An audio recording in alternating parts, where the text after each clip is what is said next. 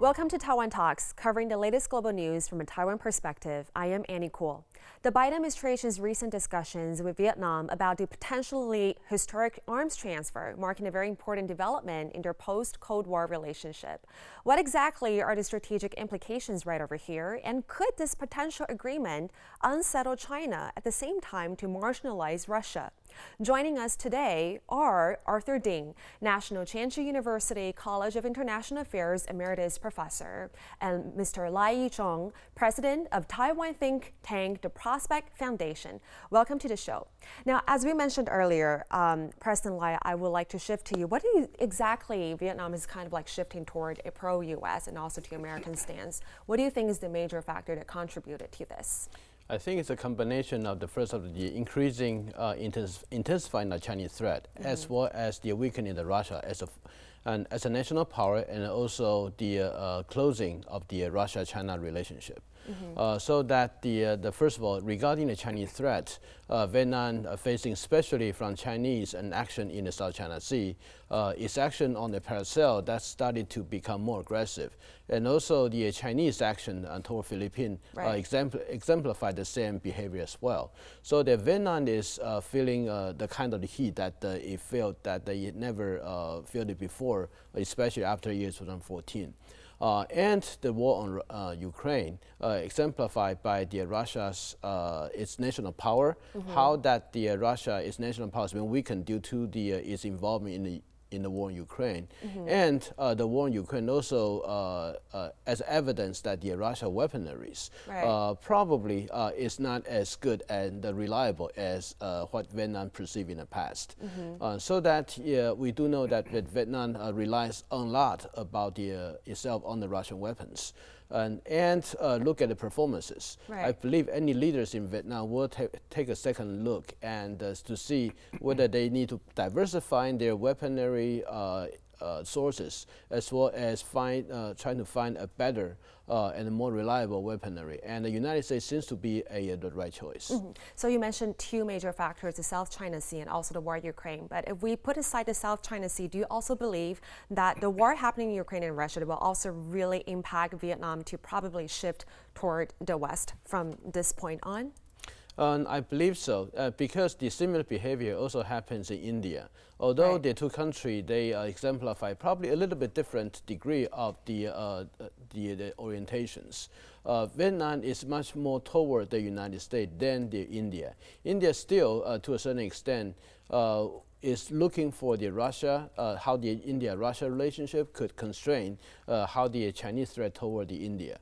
But the Vietnam, due to the existence of the already the hostility by China actions toward Vietnam, not just about the bloody war they fought along the border during 1979, but also the ongoing the dispute in the South China Sea, especially along the paracel, and it's going on today.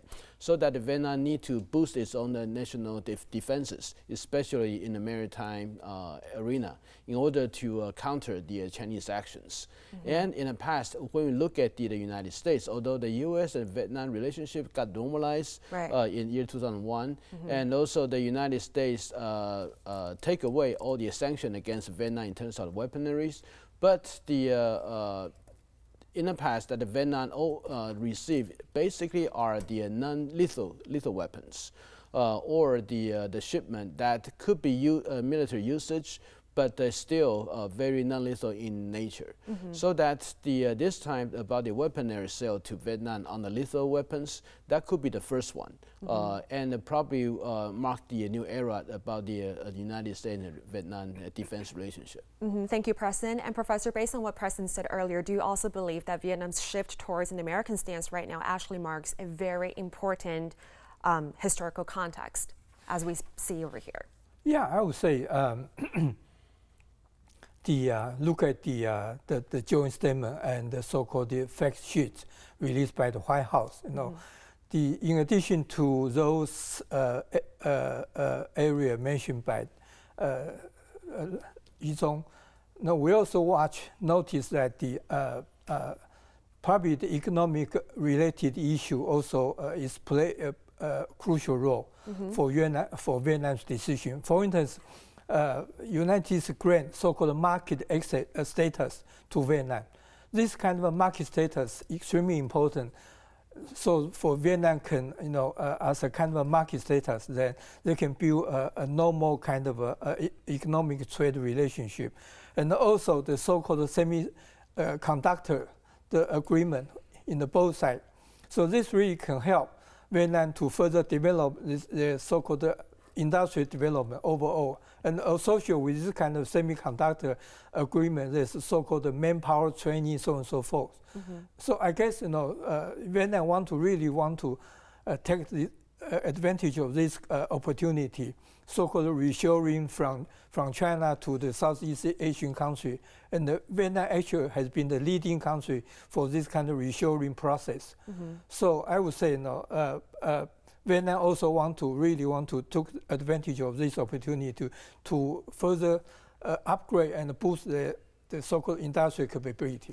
Right. So, Professor, like what you mentioned earlier, so this is the comprehensive strategic partnership that the U.S. has with Vietnam. We're talking about this economically. But if we're talking about militarily, as we see that the U.S. is also selling F-16 to Vietnam, how do you think by this action can actually further enhance Vietnam's military defense? I would say the sale of F-16, which is under negotiation now, will be a turning point for Vietnam's arms building process, I would say. A turning point. Because we all know that for a long time, Vietnam used to be an alliance for the former Soviet Union. Since former Soviet Union collapsed, Vietnam continued to rely on Russia to provide the weaponry system to Vietnam. So this is really, actually, if my memory is correct, the first time for Vietnam to procure if the deal is really achieved. This is really the first time for Vietnam to procure, to impose the completed the arms system from the United States. And this might change maybe gradually, because this is the first deal, I would say. But maybe if Vietnam pursue this deal really is pretty good for Vietnam's the arms development, then the further deal maybe can be made. But so we will see down the road. Yeah. As we see right here, everything is in progress right now. But Preston, from your perspective, the U.S. is selling F-16 to Vietnam. Do you think this holds a significance of strategic? Is it similar to that of the U.S. selling F-16 to Taiwan? No, in your it's perception? not. No, it's not. Because the number and the potential deal, if you look at them, it's not as significant about the what that means to Taiwan. But it's significant in terms of what it will embody in the future. Okay. Because the Vietnam, we know in the past that it relies on the Soviet Union or the Russian weaponries very much. And buying the U.S. weapons signifies Vietnam's wish to diversify the sources of the weaponry. And buying from the United States also signifies that Vietnam is looking at the United States as alternative sources for its weaponry. So that we're going to see probably due to this F-16 sale, the more the U.S.-Vietnam cooperations in the future in terms of the defense. We do know that during the 90s, how the sale of the F-16 to Taiwan brings about how the U.S.-Taiwan defense relationship and moving upwards. Although the number of those fighter jets probably is not as significant in comparison with what the Taiwan got, about 150 during the 90s. But the after-sale services, as well as the other political implications for the intensifying the U.S. and Vietnam strategic relationship from this sale, that is something that people are looking at. So it is not about the sale itself per se, but what it will bring for the future. So would you say that, in short, we can say that Vietnam is actually opening more options compared to that of Taiwan? But if they're trying to diversify into weapons, how do you think that Vietnam can also seek to balance its defense capabilities without provoking China further? I think the issue is that how the Vietnam itself would like to put in terms of vis-a-vis China. Vietnam is skillfully in terms of its diplomacy in facing China, in that it welcomed the United States involvement in South China Sea, want more U.S. presence, but Vietnam never put itself as alliances with the United States vis-a-vis China.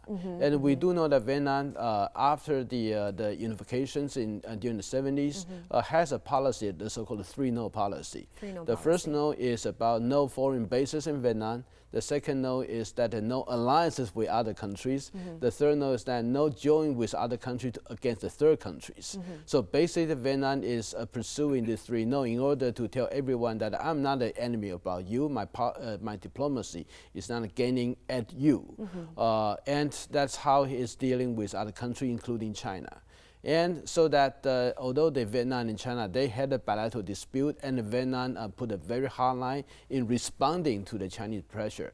But Vietnam never, we do know that, at least on paper, never worked with other countries to fight against China. And so that is a very interesting, delicate dances, because usually we thought that the weaker country would tend to work with other countries against China in order to boost our capabilities. But Vietnam, by precisely doing the opposite, to a certain extent, to not have a direct here about its relation with China, so that although its competition with China in those areas continues, but never to the break point. So that's how the Vietnam is doing. Welcome United States presence in the South China Sea, and hope the United States will fight a war against the China on Vietnam's behalf. That's how they calculate it. Do you think they're going to hold this principle for long, forever, or do you think it will probably change in the future? I think one of the reason that Vietnam continue to hold this calculation is that they believe their cooperation with the Russia, and the hoping Russia will constrain China in the back, that will make this policy work. But then, due to the closing Russia and China and alliances, I think the Vietnam just cannot hold this policy for so long. And eventually, in my view, that the Vietnam still need to make a choice, especially when facing the Chinese more aggressive behavior in South China Sea. You just cannot hope that the United States will be there to fend against China for you. You need to bring your own things to the table with the U.S. Right. And Professor, do you agree with that? Yeah, I fully agree. His own so-called comments on so-called Vietnam 3-nos. So the question is, if Vietnam procure the F-16 from the United States, how Vietnam will operate the F-16 fighter jets? Because there's no doubt that this kind of procurement will make China nervous. Right. Make China perceiving that Vietnam probably will side with United States. But the question is that at least in the short term, as Yi Chung mentioned, the Vietnam will not form a kind of alliance, join the alliance system with the United States. So the question is, Vietnam might operate its F-16 independently without joining the alliance system with the United States. So that's in the short term. But as we all know that if Vietnam making this kind of a shift gradually, then Vietnam actually walking the tightrope. We all know that, because what if after the F-16s, what if other weapon system you need to procure from United States? Then what if the so-called market status, if you rely on the U.S. market, because Vietnam now, the trade with United States is growing very rapidly. So what next? So actually, everybody is guessing that Vietnam is perceiving that Vietnam is walking a tightrope. Yeah.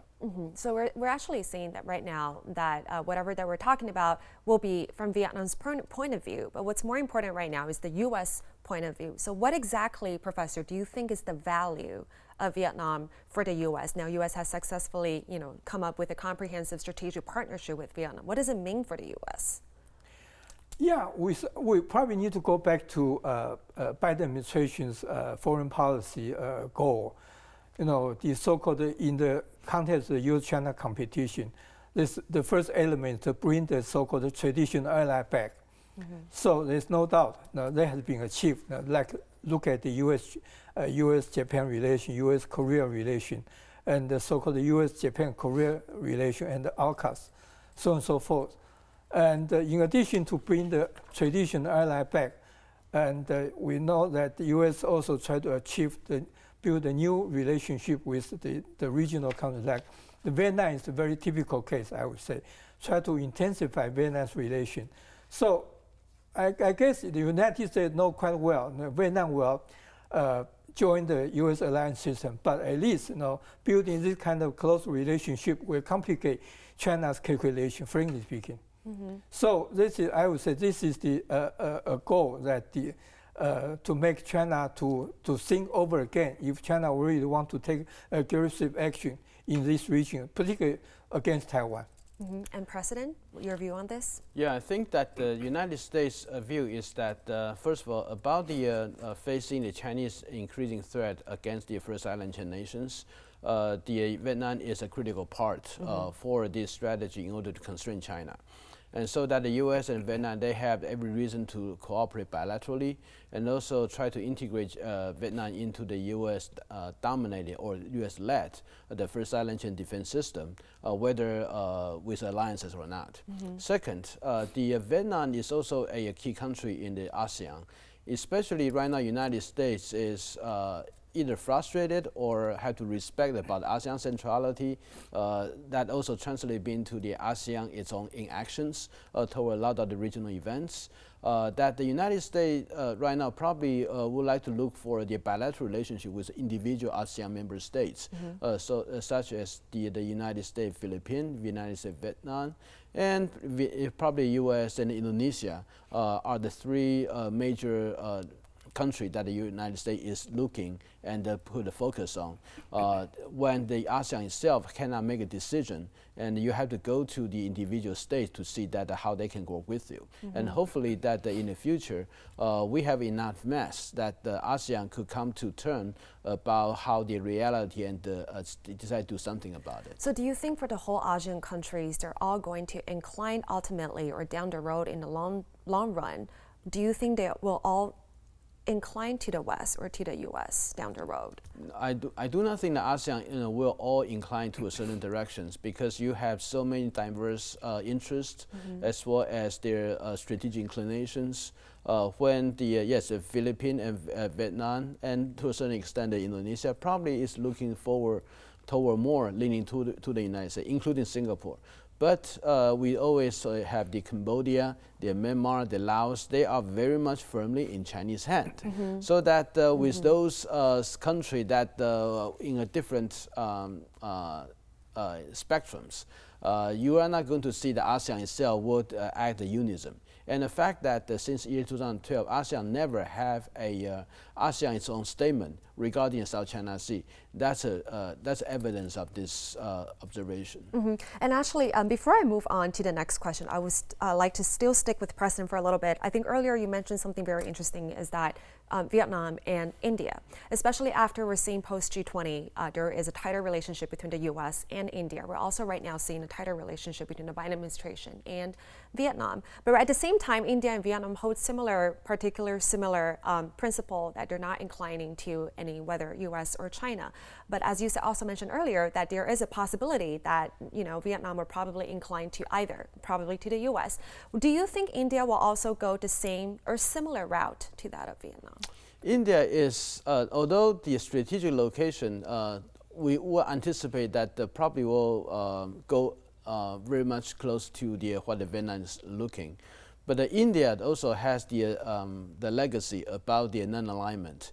And the reason why India continue to not forsaking Russia, despite Russia launched the invasion against Ukraine, and despite the international opinion would like to have India to be more on the west side, that India continue to hold that position, not to blame Russia, not to openly criticize Russia, due to their insistence that India need to compete against Chinese threat on its border.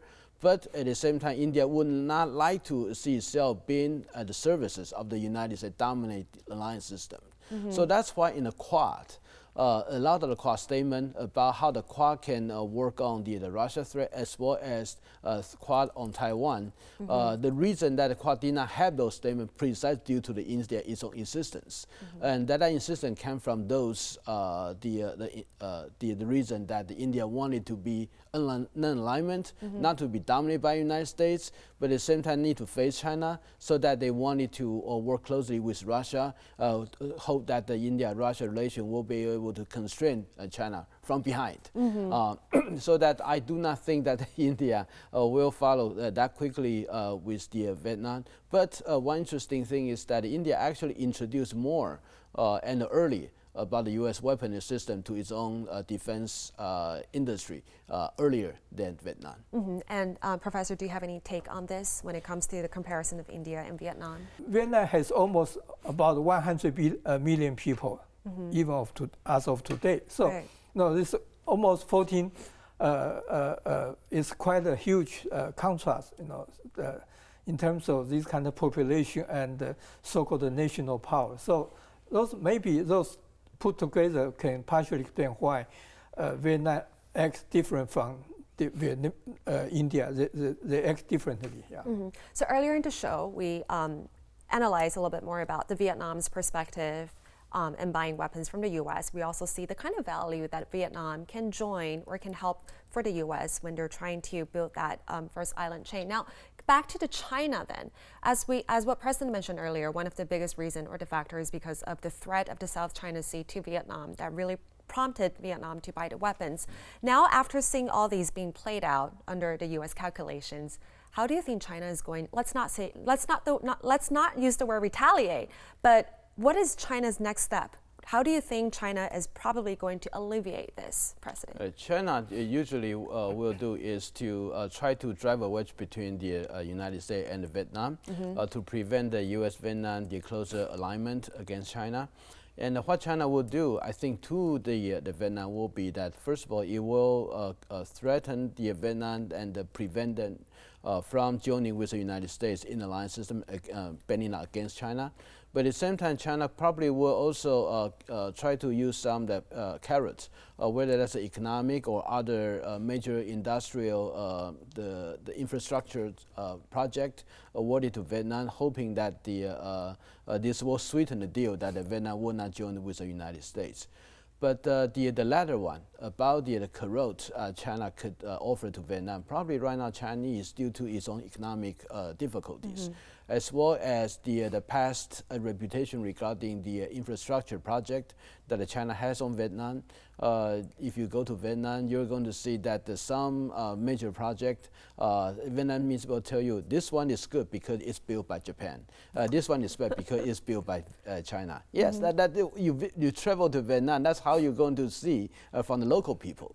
So I do not think that the sweetened deal by China on Vietnam that will work as it was in the past. So that China is actually in a more difficult position, in my perspective. But do you think China will actually threaten Vietnam even more, or do you think they will still go back to the sweetening the deal, even though it may not? Since the sweetening deal probably will not work, and I think the coercion probably will be more in a play on Chinese playbook against Vietnam. Okay. What about Professor? Yeah, I guess carrots probably, from what I can see, probably more carrots than stick. Look at what happened most recent between China and Korea. Since 2016, Korea deployed the SAD system, missile defense SAD system. Then China launched all kinds of retaliation and sanctions, and this pushed Korea away and away. So most recently, Xi Jinping invite the Korean president to visit China. So you can see, China realized, if we continue to push and employ the stick against Korea, then you will push Korea away and away. So my own guess is that no doubt China will continue to threaten, rhetoric to threaten, and launch their so-called Coast Guard to spread the island area. But on the other hand, they might be trying to to show a moderate face toward Vietnam. But I don't know to be more specifically speaking, what kind of tools they can give and the so-called incentive to Vietnam so that they can, as a kind of carrots, because the China economy was not in good shape these days. Yeah. So this is actually a challenge for China to really look into as well. Yeah, but lastly, whether it's the U.S. position or China's position, how do you think Vietnam, last but not least, can maintain its quadrilateral relationship with the U.S., China, and Russia, given the circumstance that Vietnam is in right now? Yeah, Vietnam, I guess Vietnam government also know quite well. They are working in the so-called tightrope. So they might, if they launch kind of a diplomatic action, they might, and they will, I would say, simultaneously, send us like special envoy to China and to Russia, so that they will not get really extremely nervous about the more seems perceived closer relationship with the United States. So I would say China, Vietnam were working really tight rope approach, and will be more subtle and careful, prudent approach. Yeah. Precedent? I think Vietnam, probably the U.S. relation with the United States will moving steady, but not too fast, not to agitate China. Right. Its competition with China will continue, but not to break, not to the level, the point of breaking. Its relationship with Russia probably will be diluted and will be slow to a certain extent due to the Russian difficulties and its reputations, but the Vietnam will never forsake Russia. So that that's probably will be how the Vietnam looking at those things. I do not think that the Vietnam will bound itself to like a Vietnam, U.S.-China relationship. You basically will conduct those relationships through the bilateral engagement and see those relationships by each to see that how they will go.